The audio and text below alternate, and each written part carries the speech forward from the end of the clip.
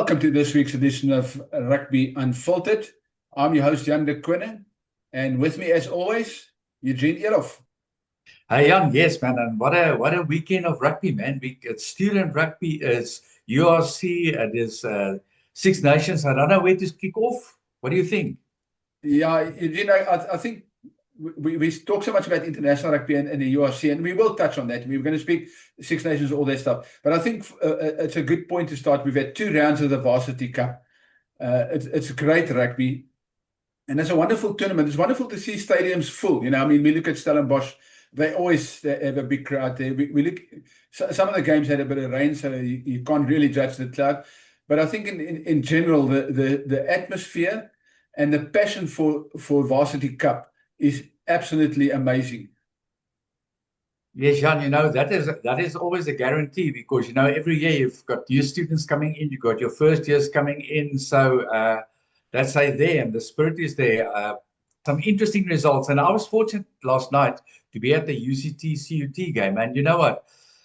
You must give them credit for the great innovation of Varsity Cup, and there are rules and stuff that change, but just watching the students, some of them don't even watch the rugby, they're there for the gears, but when the team score, they're up and they're shouting. So yeah, it's actually lovely. I agree with you, seeing the spirit at the universities. Eugene, we've got 2 very special guests on this week. One is Freek Burger, a resident referee expert, who's going to tell us a few things about the laws and events of the weekend. And we'll get to that later. But we've got a lady called Anushka Swart. She's the boss of Varsity Cup Rugby. And she's got an interesting history. And I think, we always see rugby as a men's sport. And yes, it is dominant, and most people still watch the men's game. But the women getting more involved. And this is not about the women's game at Varsity Cup. It's about Varsity Cup and how it's evolved over the years. And I think it's we'll chat to Anushka now, but she's got such an interesting story to tell. And I think that's what that innovation, you spoke about innovations. And some of the innovations that Varsity Cup has come up with are being implemented by World Rugby.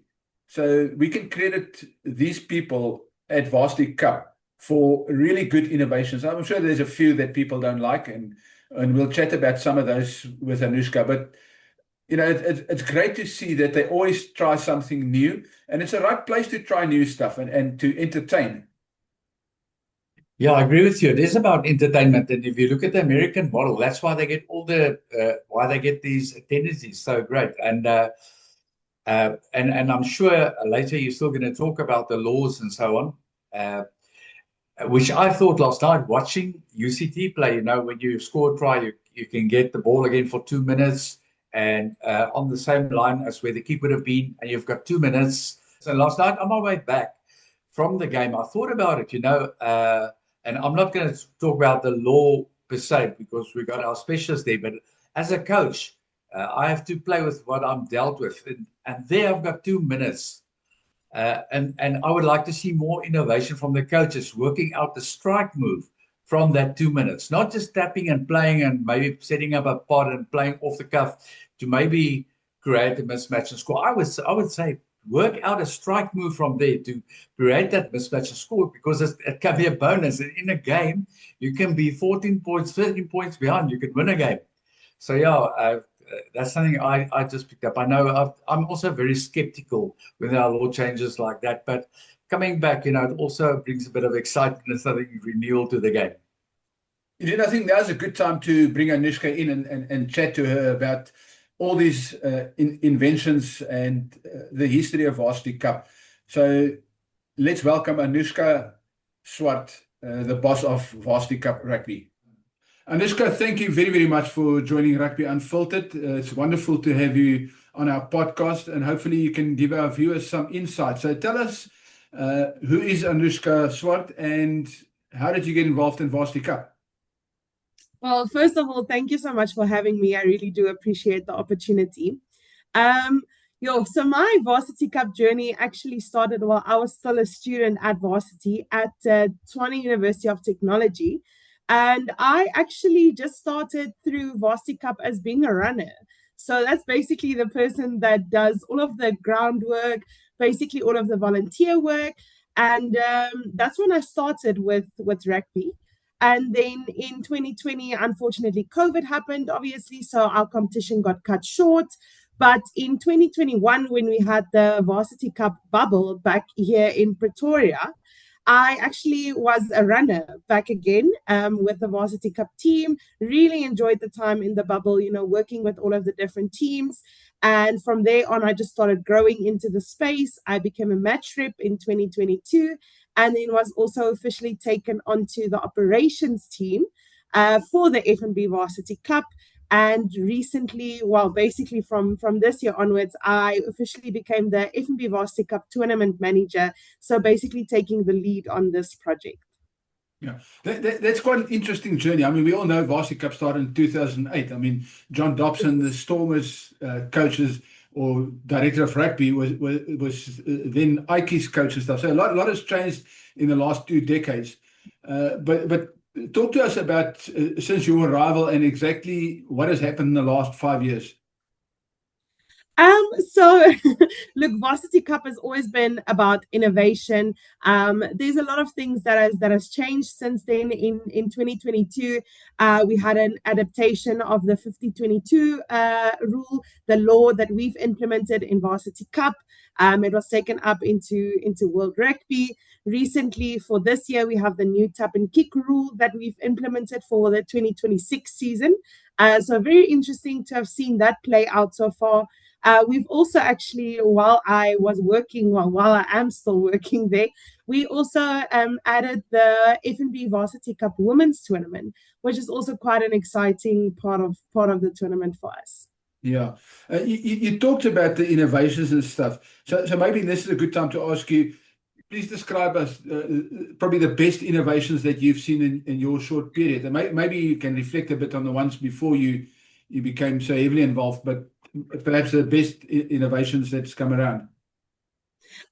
So from Varsity Cup, look, like I said, we've always been huge on innovations. Really enjoy bringing some new things in for rugby that keeps it exciting. So I think one of the most exciting things that we still implement is the pink shorts that a player wears. So this basically starts at the beginning of the tournament. The captain gets to wear a pink short during the first match of the season. And after that, a player that has won player of the match in the previous match gets to wear pink shorts in the second, in his next match. So that's a very exciting part of our competition. Another one that stands out quite a lot is that FNB Varsity Cup was the first tournament to implement the 23-man matchday squad in South Africa to see if it would actually, work this side, especially with regards to uncontested scrums and bringing in the additional prop onto the bench. So that's something that really stands out. Also, the red card rule that we've implemented in 2017. Where a player, obviously, once he gets a red card, gets sent off the field, but the team actually gets to bring in another player from that matchday squad after 20 minutes. Like I mentioned, the 50-22 variation. And then recently, like I mentioned, the 2026 rule was the tap and kick, where a team can now, once they've scored a try, decide not to go for the conversion, and they can actually try to go for an additional try by moving back to the 22-meter line, tapping the ball, and then trying to attempt another try within 2 minutes. So that's been quite interesting. It's been very exciting to watch. So yeah, we're keeping it exciting. Yeah, some of those, the 23-man squad and the red card is now obviously implemented by World Rugby. But I want to briefly stop at the 23-man squad. So you guys are basically giving Rassie his bomb squad. Basically, you can say so. Yeah, no, but it's interesting. I mean, some of the stuff didn't work. I mean, there's obviously stuff that didn't work and that wasn't re-implemented. But it's so talk to us briefly about the tap and go, because that's an interesting thing. And do you think the guys are actually cotton on, or does that need to evolve in terms of the coaching? Look, so when we actually first told the coaches about the rule, the coaches were obviously some of the first people to know about the rule. They actually did mention that they would be practicing this rule. So, look, I personally don't know how exactly they're practicing it, but they definitely are practicing this rule. Some of our coaches are very keen and very exciting to try it. some of our coaches are more of the older generation, so they're not necessarily always keen on attempting it. But in the matches that I've watched so far, all of the teams have actually attempted to go for the tap instead of just going for the conversion kick. We've had some teams actually scoring from those tries. Yesterday, Emirates, who was previously known as Varsity College, actually managed to score from that tap attempt, and they actually picked up their score a little bit. So it's quite exciting to see, the teams are implementing these innovations. Yeah. We spoke about the innovations, but the buzz is still there. I think the thing for me is Varsity Cup's about a buzz. I don't want to knock any other competitions, but we know how empty Ellis Park is. But you guys, if you look at Stellenbosch and you look at Aitjies, and you can just see the stadiums, it's full. Why do you think as Varsity Cup managed to keep that buzz for 2 decades? Look, so as much as Varsity Cup is about the rugby, it's also about the fans. So we're trying to keep it, interesting for the fans. We are running some amazing fan competitions, to keep the crowd there. We have handouts at all of these, and we're just bringing a nice vibe, a nice experience. Everyone always talks about their varsity days, and they always include a little bit of a story about Varsity Cup. So, we're just trying to keep the student life, up and running. So I think the biggest thing is, the interactions that we also have on social media. Like I mentioned, the competition. So we actually have quite an exciting one this year, where one of our fans stand a chance to win a Suzuki car, courtesy from our sponsor, Suzuki. So I think students actually always want something, not just, something physical, but also an experience. So, and we provide both of those things to them at these matches. Yeah. The other thing, we've seen the Shield and the Young Guns, and most recently, like you mentioned, the women's competition added. So what's next for Varsity Cup? Look, so we are actually celebrating our 20-year anniversary in a few years coming. In 2028, we are celebrating that. Our big focus at the moment is also growing our women's competition a little bit bigger as well. At the moment, we are only 6 teams in our women's competition. So we are looking at growing it into 8 teams in the future. And from there, you never know. Like I said, we're bringing all the innovations. So with the 20 years coming up, I think there's quite a lot that will be coming through. Yeah. Okay, I'm going to put you on the spot now. Who's going to win the Varsity Cup this year? Look, that is quite a difficult one to answer. Not just because I do have to say quite neutral, but we've seen in the first 2 rounds, it's already been crazy. Well, everyone is everywhere. UJ actually gave us a shocker yesterday. They almost beat Marty's. So look, I don't even have an answer for you at this moment. Maybe in the middle of the competition, there might be an answer. At the moment, it's still out there for any team to take the win. Anushka, it's been fun. It's wonderful to chat to you. It's nice to chat about something different in rugby. And hopefully we'll have you on the podcast soon again. Awesome. Thank you so much. I really appreciate being here. It was lovely to chat to you as well. Eugene, that was very interesting from Anushka. And I think it's wonderful that Varsity Cup has evolved like that over the years. And it's a wonderful invention. And I think a lot of countries, we know there's big varsity matches like in the UK and so on. But I think Varsity Cup in general in South Africa is a breeding ground, and we've seen a lot of players. We can just look at the Eben Etzebeth and those guys who came through Varsity Cup, and when they were playing Varsity Cup, people didn't think much of them, and now they're world stars. Etzebeth, the most capped player in South Africa's history. But let's move on to the URC and the Six Nations. I think let's briefly touch on the Six Nations. And when we bring in Freek Burger just now, he's got some interesting things to say about the laws in that game that was applied in some of the Six Nations game. But France is dominating. They beat Ireland in the first round. They then beat Italy quite comfortably, and they look on par to everybody said that France-England game in the last round is going to be the decider. The fact is, England is virtually out of the running. They've lost 2 in a row. They lost to Scotland. They lost this past weekend again to Ireland. And, well, they got demolished by Ireland at Twickenham. So, the Six Nations literally is turned into a race almost between Scotland and France, who are playing this coming weekend. Yes, Jan, it's actually very exciting. And I think most of South Africans were very, very pleased this weekend with the outcome of the Ireland-England game, especially after last year, the end of the year tour, when England was very verbal on social media and in the media that they are the #1 team now. They're ready for the World Cup and they can scrum any team. Ireland demolished them. I think Ireland played clinical. They were so ready for this game. And once they disrupted England's slow poison, England couldn't go forward, couldn't get momentum. It was just, I think it was one of the better performances I've seen Ireland play. France, we knew would just be too much for Italy. And then I was pretty much surprised, and I actually felt for Wales in that game that they didn't win it. But it also showed the tenacity and the resilience and the cool head that Scotland kept. So that is wide open. But I think the one lesson for all coaches and unions, so on, don't blow your bugles too early and don't light your fires for barbecues or braais before the season's not over. So rather to stay out of the media, keep quiet, and just prove yourself on the field between those four lines. Yeah, England's got a big problem. I mean, Steve Borthwick's been there now, and they've got the same thing. They try to evolve a little bit, and then it goes pear-shaped. And they've got the same problem now. Once the like you say, the slow poison. Once that physical game is matched by another team, they have nothing left. We've seen that in World Cup finals against South Africa. We've seen it in World Cup semi-finals against South Africa.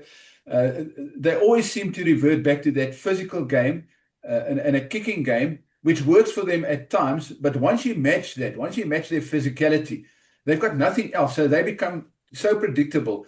And when you've got a coach, and Steve Borthwick was a hell of a good player, and he's a good coach as well. I'm not knocking him as a coach, but he's not flexible enough. I mean, if we talk of Steve Borthwick against Rassie Erasmus, it's chalk and cheese.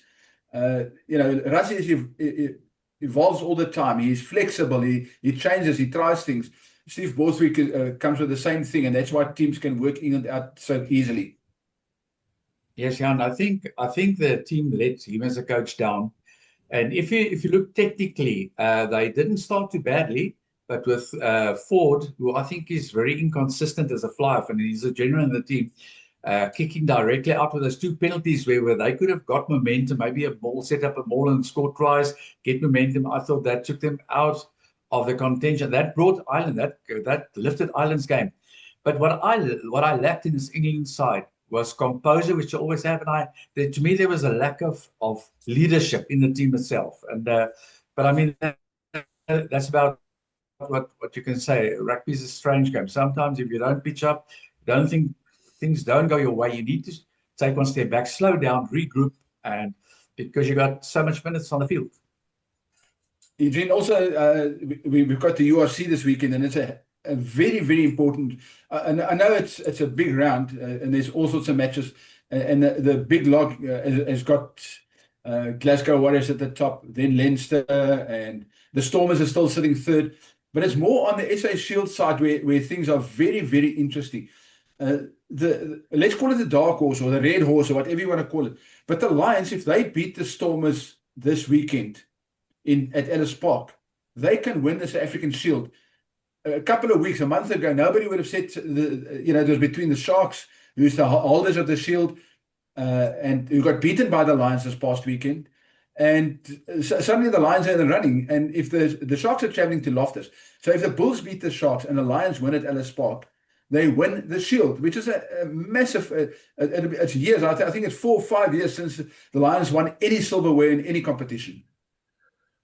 Yes, Jan, it will be fantastic if they can do that. And as we know, up there in the Highveld, if the teams from sea level can play up there, you speed up the game, you speed it up for 80 minutes, and eventually the air goes very thin. It's not going to be a walkover, but it's going to be a tough ask for the Stormers to go up there, especially after their previous performances. But we also know that if they get the ball, if they use the territory well, and if they get those magic tries that they always do, they can get the momentum. But what I've found from this Lions team, it's a team that's growing in confidence now. So they're playing at the Den that we know well. And I'm sure it's going to be such an important game for the union itself, just to lift their morale, and maybe also in terms of sponsorships and so on, to excite them as well. So that's going to be a massive game. It's going to be a very difficult one to call, but as an old Lion, I have to say I think the Lions are going to win this game. Yeah. Eugene, the interesting, and I know you touched on, but the Lions have not been as consistent as they should be. They've got some really good ones. I mean, they beat the Bulls at Loftus. They were really good against the Sharks this weekend. But in between, they had a horror show against the Bulls at Ellis Park. And that's their problem. So if they pitch up like they did against the Sharks this weekend, your money is safe on the Lions. If the team don't pitch up like they did against the Bulls last month and earlier this month, then there's a big problem for the Lions, because the Sharks team will be out for revenge. But it's going to be interesting. It's two massive matches. I mean, Ellis Park and Loftus. If you got a helicopter, watch Ellis Park jump in and fly to Loftus. It'll be worth the money to go watch those two games. And those two guys who's going to be on TV will have value for their money as well. Yeah, Sean, I think you mentioned the Sharks now that are playing that match at Loftus, which is also going to be tough. But we're also talking about the Stormers. I think it's a big weekend for South African rugby, also to showcase what we have, maybe for some younger players to put up their hands, to be noticed by Rassie and the team. Agree, 100%. They announced you talk about Rassie and the team. They announced the fixtures. So a bit of news: the Springbok fixtures for the year has been announced and where they're going to be playing. And interesting enough, on June 20, the Springboks play a Barbers team. A Barbers team coached by Scott Robertson, who's just been fired as All Black coach. Well, not just, it was in December, but so Scott Robertson is coming back to coach against the Springboks. I know it's a Barbarians game, but it'll be a good test for the Springboks to start against a team that's going to be well loaded and have some really good players to prepare them for the start of the Nations Cup, which starts 2 weeks later against England at Ellis Park. So it's a massive. I mean, in the next few weeks we'll get stuff about squad announcement or training camps. I know next week we've got a meeting with Rassie, so we'll chat more about that next week. And I'll have some. I'm going to the press conference, so we'll have some info from Rassie about what's happening this year, and we'll have some video to share with our viewers. But it's going to be a massive international season. It's a very unique season. We've got a one-off game against the Wallabies in Perth. Then we start with Ellis Park, and then we play at Loftus, Scotland, and then we play at Wales in Durban. Then we play 4 matches against the All Blacks, and then the year into then we got the one-off match against the Wallabies. We play the year into where we play France again in Paris. I mean, it's such a season to look forward to. But yeah, I mean, for the time being, we've got some really good URC to look forward to this weekend as well. Yes, and we must get Freek in as soon as possible. I would like to make one more thing and then just sit back and listen to you guys. And the one thing is, I like the gesture of what they did, because I think Scott Robertson was treated pretty badly in the press and whatever. And I think it's nice of him to give him a farewell like that. Secondly, something that we can maybe discuss later with Freek as well. The CEO of New Zealand saying that they actually don't need us in Super Rugby. But if you go look at Super Rugby, the 2 top sides currently is the Brumbies and the Waratahs. So, and the Crusaders are, I think, second last. So I think they need to revisit those statements. But I'm looking forward to hearing from Freek, because we're really going into this interesting phase of rugby now. Well, if I may ask Eugene a question, we mentioned 4 teams. The role of the number 9 at this stage: France, Ireland, the Bulls with Papier, and the Lions. Their number 9s are playing absolutely top-class rugby and determining the whole game at this stage. What is your view regarding the number 9s at the moment worldwide? Freek, you in my kraal now, because I was at number 9 many years ago. I love it again. They've been giving the freedom to snipe. I think they've given the freedom to play the opportunities again, and not necessarily just play a pattern of a box kick. So yeah, I think we got some great innovative 9s, and it seems like the coaches again going back, giving them more responsibility to give direction into the game. I love it. And there's a lot of plays off nine. So, yeah, to me, it's great to see them. Even last night with Varsity Cup, watching some of the nines.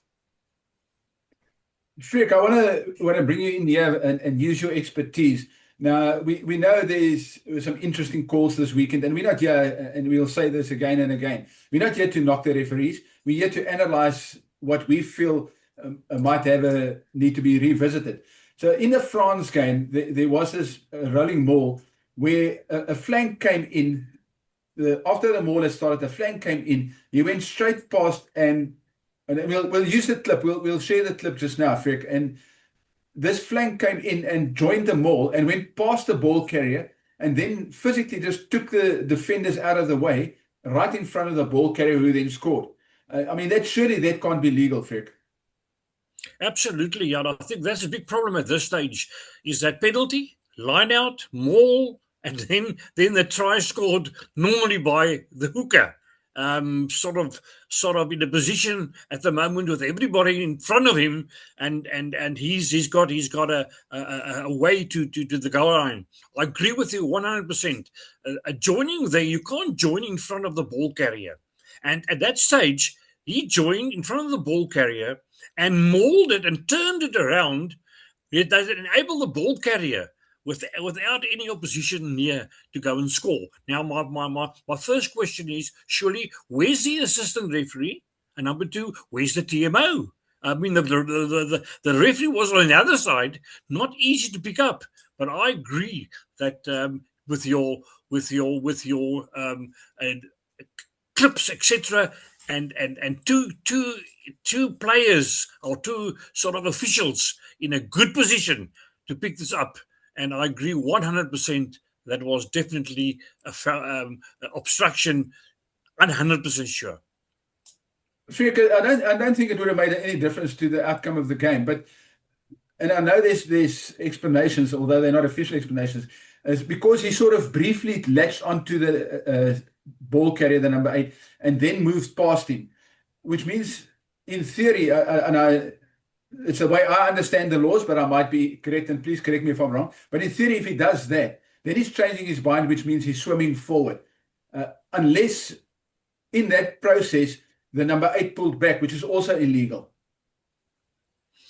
Yeah, you see, to a certain extent, the moment you peel off, that is a big problem. Peeling off, and then that guy will be in front of the ball carrier. And that was the whole. That's the whole idea. How to score. Shielding the ball carrier, virtually shielding behind this offside player. But unfortunately, that's obstruction, and it's easy to pick up. But referees are inclined to miss that, and that is a big problem in that ball situation.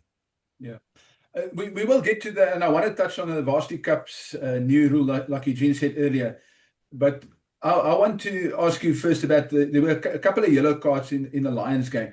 And to me, this is another, let's call it a gray area where it's left for interpretation. You know, first of all, I want to understand this process, and maybe you can help us here.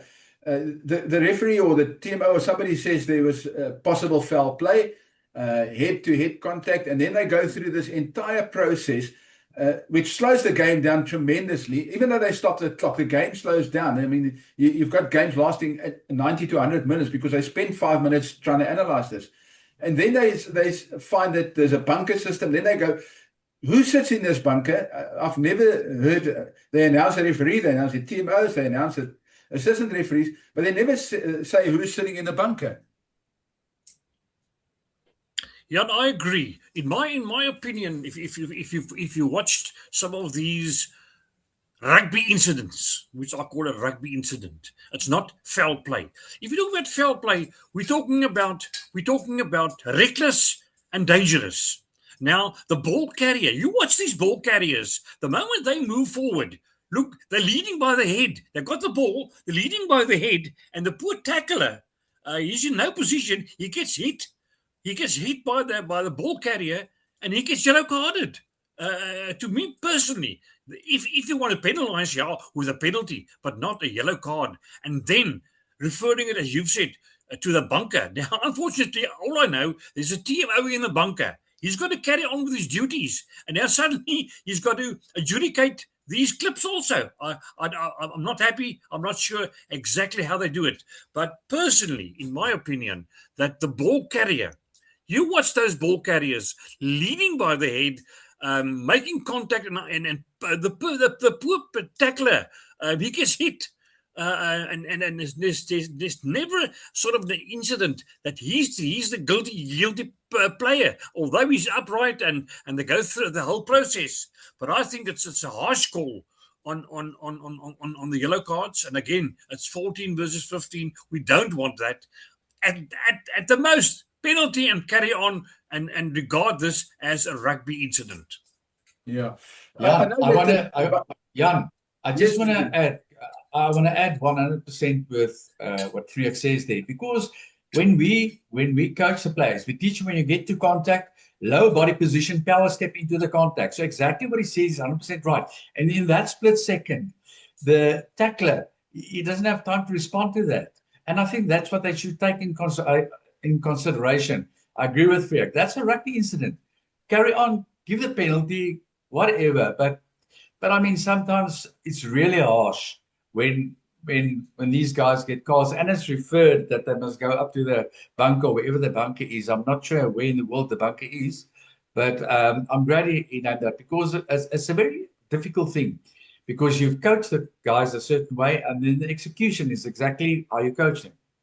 Yeah. Eugene, my understanding is that the bunker is an independent person. So he's not necessarily at the stadium. He's watching television somewhere, or he's sitting in another room. He's not with the TMO. So the TMO is not the bunker. The TMO is just the TMO. So the bunker is, and I know that in the URC there's another room in the stadium where he doesn't hear the crowd noise. He doesn't hear anything. He just has a set of high definition cameras in front of him with access, and that's how it was explained to us, with access to all the different angles and clips. So he's got 8 minutes to sit there and analyze this. But who that person is, we don't know. So it'd be interesting to know what type of person sits in that bunker. Is it, is it a Freek Burger? Is it a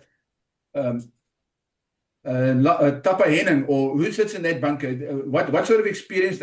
And I think that's the question. That's a grey area if they don't explain to us who or what type of people actually sit in that bunker. And I think that sort of clarity will probably take away a lot of this ambiguity that we talk about, that we're not sure why did he do that, why the referee and the TMO says, oh yeah, it's a yellow card, and then he says no, it's only a yellow card because it was low degree, or it was different accident, and so that adds more confusion and slows the game down.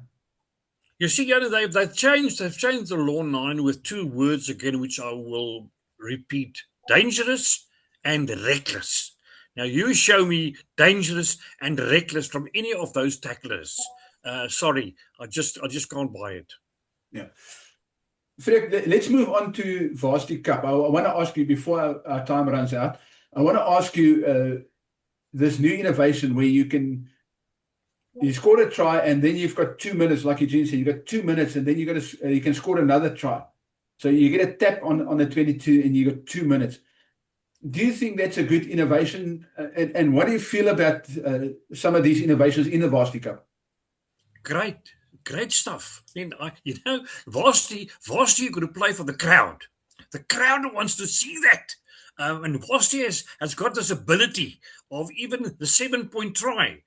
Something different. We need something different again. And I'm 100% with that. And if you can keep it, within that time limit, it's ball in hand, it's a positive play, and even the defenders, if they can get the ball, they can go and score. So it's I think it's 100% fantastic that there's innovation like that, and the referee also easy to referee now. It's not a kicking. There's no kicking going on there. It's a question of ball in hand. Let's play. Let's keep the game alive. But again, the spectators, they enjoy it, and that's what I'll give them my way. 100% success with that innovation. Freek, thank you very, very much. And Eugene, our time is virtually up. So I think let's end it here for this week. We'll definitely be back next week. And as I said, Eugene and Freek, we've got Rassie early next week. So I'll have some stuff from Rassie that we can share with our viewers. And gentlemen, thanks again for your time. Thank you, Jan. Just I want to say, Freek, I get excited if I hear you speaking about the innovation, and that is so great for Varsity Rugby, because I agree with you guys. It's great to chat, and we'll be back. Well, thank you very much. Being a referee, it becomes so stale the game. Get something different again. Get something different and get the referees involved also. So I'm 100% with that law. There we have it. Till next week. See you all. Cheers. Dankie.